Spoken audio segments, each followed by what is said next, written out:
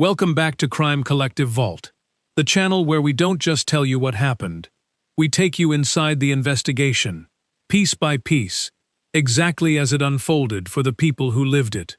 If this is your first time here, consider subscribing, because every case we cover is built entirely on public court record, verified reporting, and confirmed testimony.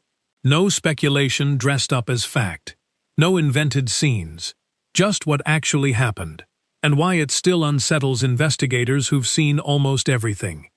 Today's case begins in one of the wealthiest, most guarded neighborhoods in Los Angeles, a gated apartment complex, a newborn baby 3 weeks old, and a mother standing outside a locked door, certain that something was terribly wrong, while the system around her insisted there was nothing to see. By the time officers finally forced their way inside, they would find a scene so calculated, so meticulously concealed, that seasoned homicide detectives would later say they had never processed anything like it.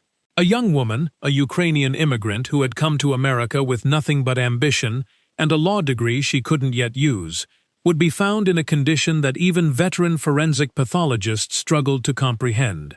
And standing beside her, calm, composed, offering no explanation, would be the man responsible, a Canadian real estate heir with a mansion, a failed film career, and, buried in his past, a graphic novel that no one thought twice about until it became the key to understanding what he had done.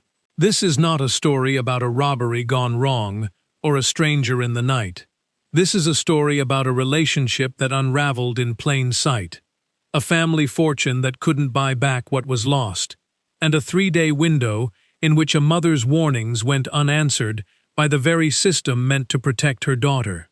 We're going to walk through this case exactly as investigators did, starting from the moment the door was finally opened, then rewinding to understand how two people from opposite sides of the world ended up in that apartment, and how a piece of fiction written years earlier would end up on trial alongside its author.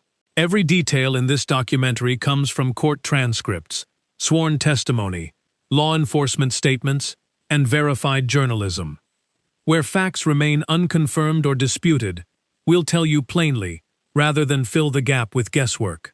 If you're new here, now is the moment to subscribe and turn on notifications, because this case unfolds in chapters, and the details only get more disturbing from here.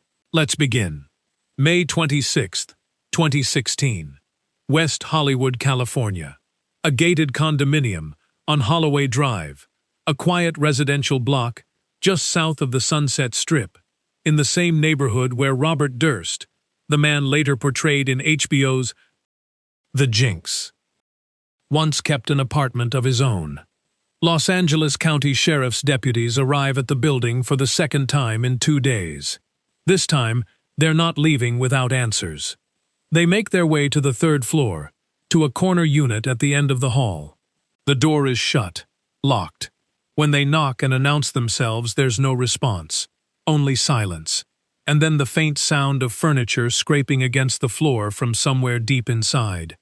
They try to force the door. It doesn't move. Something heavy has been braced against it from the other side. A man's voice finally calls out from within. He doesn't open the door. He doesn't explain what's happening.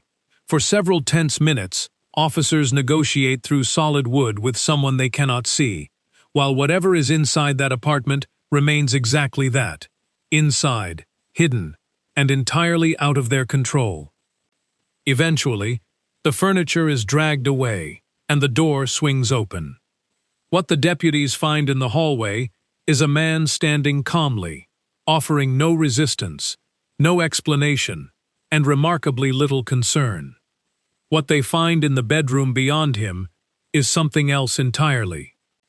On the bed lies a young woman, her body covered from the neck down by a red Mickey Mouse blanket, the kind you'd expect to find in a nursery, not a crime scene. Her injuries are severe enough that investigators immediately understand they are looking at a homicide. And yet, something about the room doesn't add up. There is blood, enough to confirm a violent struggle took place, but not nearly the volume the injuries would suggest. Streaks along the walls appear wiped. Surfaces look disturbed, rearranged, cleaned in places a person wouldn't normally think to clean. The responding detective, a veteran of Los Angeles homicide investigations, who has processed some of the county's most violent crime scenes, will later say under oath that in his entire career, he has never encountered anything quite like this. When officers confirm to the man standing in the hallway that the woman on the bed is dead, his reaction is not what they expect. He shows no shock, no grief, no attempt to explain himself. According to sworn testimony later given in court, his only response is a quiet suggestion that they get to work figuring out who did it. The man's name is Blake Leibel, 34 years old, the son of a Canadian real estate fortune, a one-time graphic novelist and aspiring filmmaker, and, until 3 weeks earlier, the newly minted father of a baby girl. The woman on the bed is Iana Kasian, 30 years old, a former law graduate from Kyiv, Ukraine, who had crossed an ocean chasing a new life in Los Angeles, and who now lies in the very apartment she once shared, with the man standing feet away from her, offering no answers. Forensic investigators are about to spend the next several hours uncovering exactly how far this apartment's owner went, to make sure that no answers would ever be found, and how close he came to succeeding. But to understand why a woman who fled Eastern Europe for a better life ended up here, in this room, with this man, we have to go back. Back before the blood. Back before the baby. Back to two very different childhoods on two very different continents, and the collision course that put them both in that apartment on Holloway Drive. To understand what happened inside that apartment on Holloway Drive, you have to go back years, and thousands of miles apart, to two childhoods that could not have looked more different. Iana Kasian was born on January 27, 1986. Her early years were shaped by hard work rather than privilege.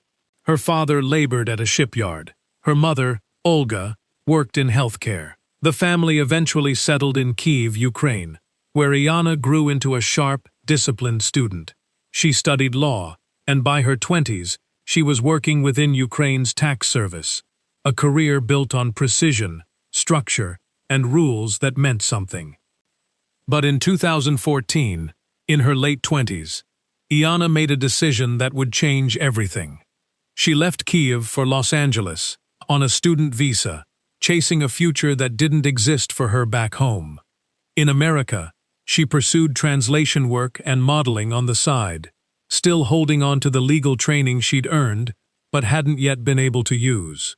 Those who knew her at the time describe a woman who was ambitious, resourceful, and determined to build something stable in a country where she had arrived with almost nothing.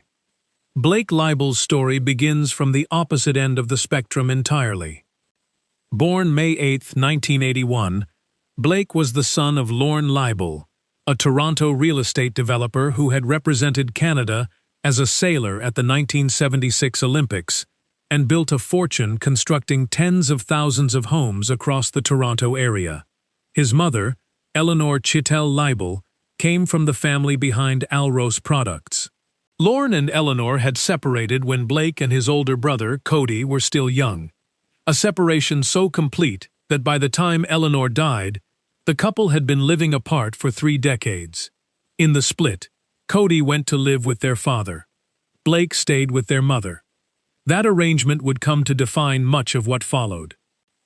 In June 2011, Eleanor Leibel died of brain cancer. According to court filings later made public in Ontario, Blake did not attend his mother's funeral. 2 years later, in 2013, he challenged her will, arguing he should have been named sole heir because she had raised him while his father raised his brother. The claim failed. A Canadian judge ruled it had been filed too late to proceed. Still, Blake had already accepted his share of the estate, including a home in Toronto and a condominium in Florida, both of which he helped liquidate for several $1 million combined. For 7 years leading up to his mother's death, Court records show Blake had lived on a personal allowance of roughly $18,000 a month, funded by his parents. It was enough to sustain the appearance of a creative career without ever requiring one to actually succeed. In 2008, he worked as a director and creative consultant on an animated series based on Mel Brooks's Spaceballs. That same year, he wrote and directed a comedy film about a balding college student whose friends launch an adult website to fund his hair transplant. It found little audience and little acclaim. 2 years later, in 2010, he published a graphic novel titled Syndrome. The story of a doctor obsessed with isolating what he called the root of evil inside the human brain, testing his theory on a convicted serial killer awaiting execution for 38 murders. At the time, almost no one paid attention to it.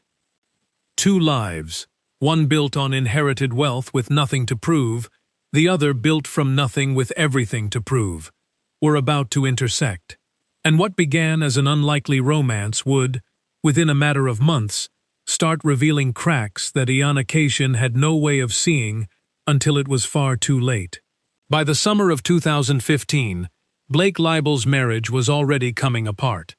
He filed for divorce from his wife, Amanda Braun, that July. The following month, Braun gave birth to their son, a child Blake would not go on to raise in that household. Around the same period, he moved out of the Beverly Hills property his mother had once purchased for him and leased a new apartment in West Hollywood, on Holloway Drive. He didn't move in alone. Iana Kasian moved in with him. To Iana, by all accounts, it looked like the beginning of something stable.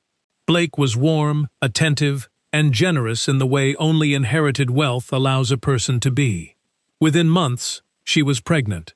The relationship progressed quickly. Quick enough that by the time their daughter was born, the two were engaged. On May 3, 2016, Iana gave birth to a daughter, Diana. For a brief window, the future Iana had been building toward since leaving Kyiv 2 years earlier seemed to be taking shape. A family, a partner, a life in America that finally felt secure. That window lasted 17 days. On May 20, 2016, just over 2 weeks after his daughter's birth, Los Angeles County Sheriff's deputies arrested Blake Leibel. The charge: felony rape, involving a third woman whose identity has never been publicly released. He posted $100,000 bail and was released the same day. The following day, May 21st, Iana returned to the apartment to speak with him about what had happened. What's confirmed through later reporting is that the relationship, already strained, grew openly volatile in the days that followed. Multiple accounts describe a series of violent altercations between the two of them in that same window. Arguments serious enough that Iana ultimately packed her belongings, took her 3-week-old daughter, and moved out to stay with her mother, Olga, who had flown in from Ukraine weeks earlier, specifically to help care for the newborn. For a moment, it looked as though Iana had done exactly what so many people watching this case from the outside would later wish she'd had more time to do. She'd left. On May 23rd, Olga and Iana spent the day together, shopping for a stroller. An ordinary, hopeful errand for a new mother building a life without the man who had just been arrested on a rape charge. By all accounts, it was a good day. Then, according to multiple reports on the case, Iana received a message from Blake. Whatever it said has never been made public in full detail, but its effect was immediate. She left her daughter with her mother and returned to the apartment on Holloway Drive to speak with him. It would be the last confirmed sighting of Iana Kasian alive. The following day, May 24th, Olga tried calling her daughter. Once, then again, then more than 10 times. Every call went unanswered. By that afternoon, genuinely alarmed, Olga did what any mother in her position would do. She contacted the Los Angeles County Sheriff's Department and asked them to check on her daughter.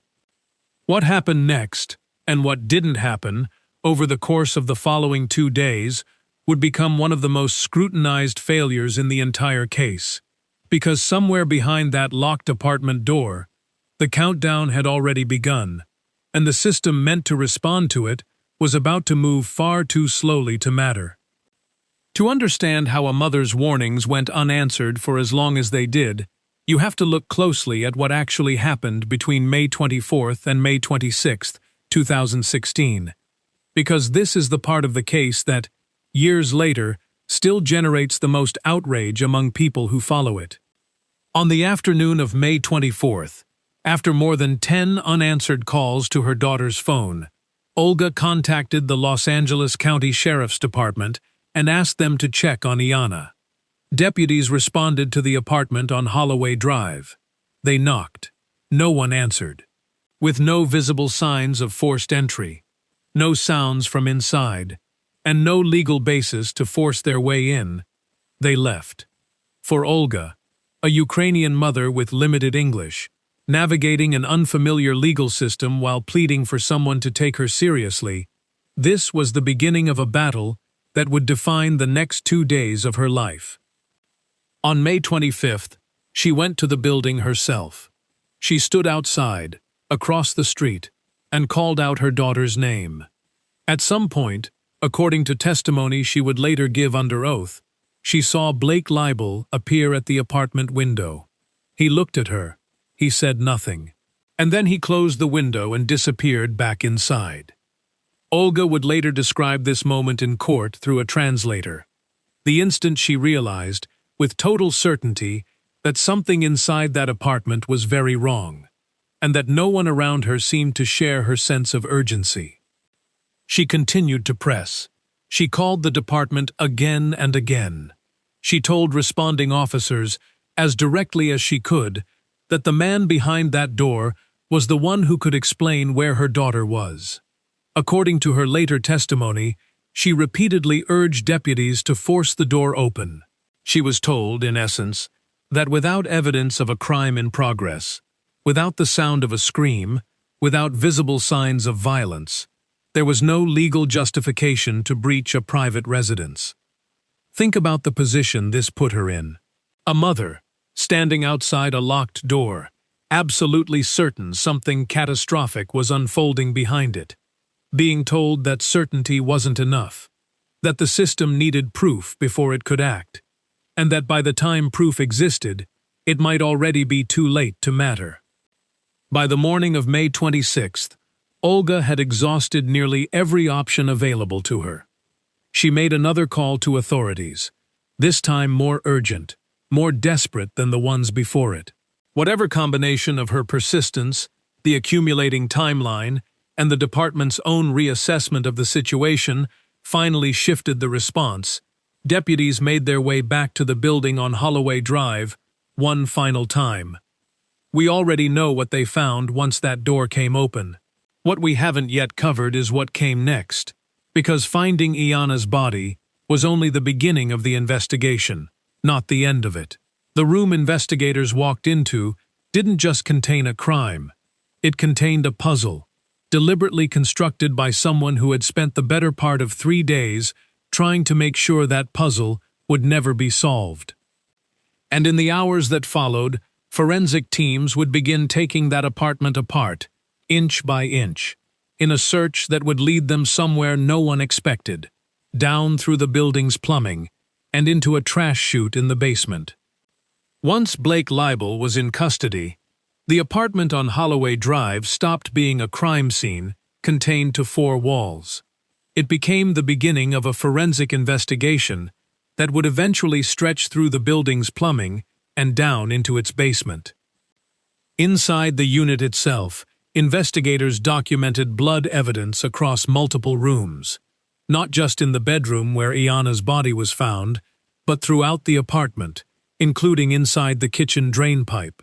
DNA testing would later confirm that the blood recovered from the scene matched both Iana Kasian and Blake Leibel, placing him unmistakably at the center of what had happened, not on the periphery of it. Investigators also recovered fragments of Iana's body, pieces of flesh found on the bed, behind the mattress, and scattered across the floor. It's the kind of detail that's difficult to say plainly, and even harder to hear. But it's part of the sworn forensic record, and it's central to understanding the severity of what investigators were dealing with. Then came the detail that would ultimately connect Blake Leibel to the crime beyond any reasonable doubt. On a bedsheet recovered from the scene, forensic technicians found a distinct bloody handprint. It had one unmistakable feature. The print was missing a portion of the right little finger. When investigators looked at the hands of the man sitting in custody, they didn't need a database. Blake Leibel is missing part of his right pinky finger. The print matched his hand exactly. But the apartment itself couldn't account for everything. The scale of blood loss investigators knew Iana had suffered didn't match the volume of evidence inside the unit. Something had been removed, somewhere. The answer was in the building's common hallway. Investigators located the heavy metal trash chute serving the upper floors, and followed it down to the waste collection room in the basement. There, they recovered 11 sealed plastic bags. Inside were blood-stained sheets, clothing, and, among the most disturbing findings in the entire case, fragments of Iana's hair and scalp, along with a portion of her right ear. The implication was immediate and clear to everyone on the investigative team. In the hours after the attack, while barricaded inside that apartment with law enforcement circling outside, Blake Leibel had methodically packaged evidence of what he'd done and disposed of it through the building's own waste system, betting that the city's routine trash collection would carry it away before anyone thought to look. It very nearly worked. What remained now was the hardest part of the investigation, not identifying who was responsible, because the handprint alone had already answered that question. The harder question was what, exactly, had happened inside that apartment over the 3 days Iana was missing. And when the medical examiner opened her body for autopsy, the answer that emerged was so severe that even investigators with decades of experience in violent crime would later describe it as something they had never encountered before. The full autopsy report on Iana Kasian wasn't released publicly until September 2017, more than a year after her death. When it finally became part of the public record, it confirmed what investigators had suspected from the moment they stepped into that bedroom. This had not been a fast, chaotic act of violence. It had been prolonged. Dr. James Reeb of the Los Angeles County Coroner's Office documented the extent of Iana's injuries. Her scalp had been removed, exposing bone beneath. A portion of her right ear was missing. Sections of her face had been torn away, fragments of which were later recovered, along with hair and scalp tissue, inside the trash bags found in the building's basement. Officially, her cause of death was recorded as blunt force trauma to the head, combined with exsanguination, total, catastrophic blood loss. What made the findings even more disturbing than the injuries themselves was the timeline. Based on the nature and progression of her wounds, medical examiners concluded that Iana had remained alive for approximately 8 hours after sustaining her scalp injury. Not unconscious, not beyond suffering, alive. Deputy District Attorney Beth Silverman, who prosecuted the case, would later describe what Iana endured to the jury in terms that left little room for interpretation. She called it a death that was, in her words, very slow, excruciating, and painful. Silverman told jurors that Blake Leibel had continued to mutilate Iana bit by bit, a phrase that speaks less to a single explosive act of violence than to something drawn out, deliberate, and sustained over time. This is the point in the investigation where prosecutors and detectives stopped looking at this case as an act of passion or a fight that spiraled out of control. The forensic timeline simply didn't support that theory. A struggle that escalates in the heat of the moment doesn't typically last 8 hours. It doesn't typically involve the kind of methodical disposal system investigators found in that building's basement. Something else was happening inside that apartment, something that required patience, planning, and an unsettling degree of control on the part of the person responsible. And that raised the question investigators couldn't ignore for long. If this wasn't rage, and it wasn't panic, what was it? The answer, as it turned out, wasn't buried in Blake Leibel's psychiatric history, or his relationship history. It was sitting on bookstore shelves, published 6 years earlier, under his own name, a project almost no one had paid attention to when it came out, and one that was about to become one of the most important pieces of evidence prosecutors would present at trial. 6 years before Iana Kasian's death, Blake Leibel had put his name on a project almost no one remembers today. In 2010, a graphic novel titled Syndrome was published by Archaea, under a joint venture with Leibel's own company, Fantasy Prone. It sold modestly. It generated little attention outside comic book circles, and for nearly 7 years, it sat quietly on shelves as a minor, half-forgotten title, until an autopsy report changed everything. Syndrome tells the story of a rogue neuropathologist obsessed with isolating what he believes is the biological root of evil inside the human brain.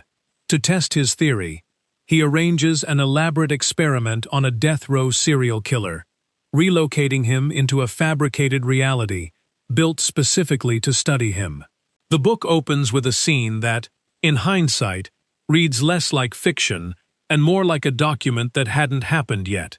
A couple bound by their ankles, hung upside down, their throats slashed, their blood allowed to drain completely from their bodies.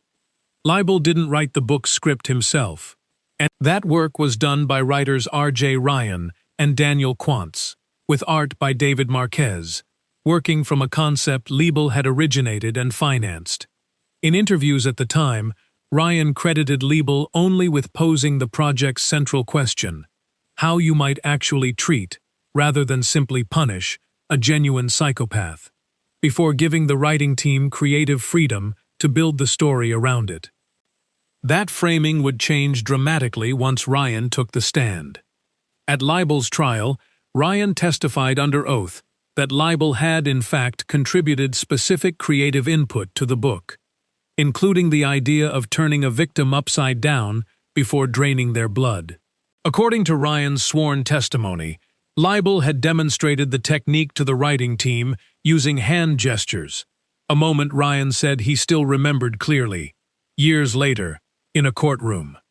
Ryan also testified that Leibel held final approval over everything that went into the finished book, and that Leibel had told the creative team he'd done extensive personal research into serial killers before the project began.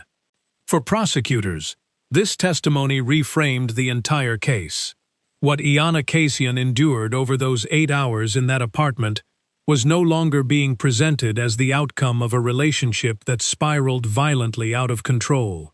It was being presented as something closer to execution, a concept Blake Leibel had imagined, described, and personally advocated for, years before he ever met the woman who would become his fiancée. Deputy District Attorney Beth Silverman built much of her closing argument around this same theme. Not simply what Leibel had done, but why. She told the jury that this was ultimately about power and control, about a man confronting, for the first time in his life, a woman who could not be bought back with money or reassurance. Taking a life, Silverman argued, was the ultimate expression of that control, taking away not just a person, but every future she might have had. By the time the trial reached its final days, jurors had heard forensic testimony, watched autopsy photographs that reportedly left at least one spectator too shaken to remain in the courtroom, and listened to a co-author describe, in explicit detail, where the idea for Iana's murder may have first taken shape. What remained now was a verdict, and after everything the jury had seen and heard, the deliberation would take far less time than almost anyone in that courtroom expected. The trial of Blake Leibel unfolded over weeks, but in the end, the jury needed remarkably little time to reach a decision. On June 20, 2018, A Los Angeles jury of 8 men and 4 women found Blake Leibel guilty on every count against him: first-degree murder, aggravated mayhem, and torture. Jurors also found true the special circumstance allegations tied to the murder, findings connected to torture and mayhem that had made Leibel eligible for the death penalty, though prosecutors ultimately did not pursue it. Deliberations, by most accounts, took less than a single day. In the courtroom, witnesses described Leibel as motionless as the verdict was read, standing beside his public defender in a blue blazer, staring straight ahead. His brother Cody had attended nearly every day of the trial and was there for the verdict as well, the only member of his immediate family to do so throughout the proceedings. Across the room, Olga Kasian was surrounded by relatives and friends, many of whom had flown in from Ukraine to be with her. Witnesses said she broke down in tears as the verdict was read, gripping the hands of those seated beside her. 6 days later, on June 26, 2018, Los Angeles Superior Court Judge Mark E. Wyndham sentenced Blake Leibel to life in prison without the possibility of parole.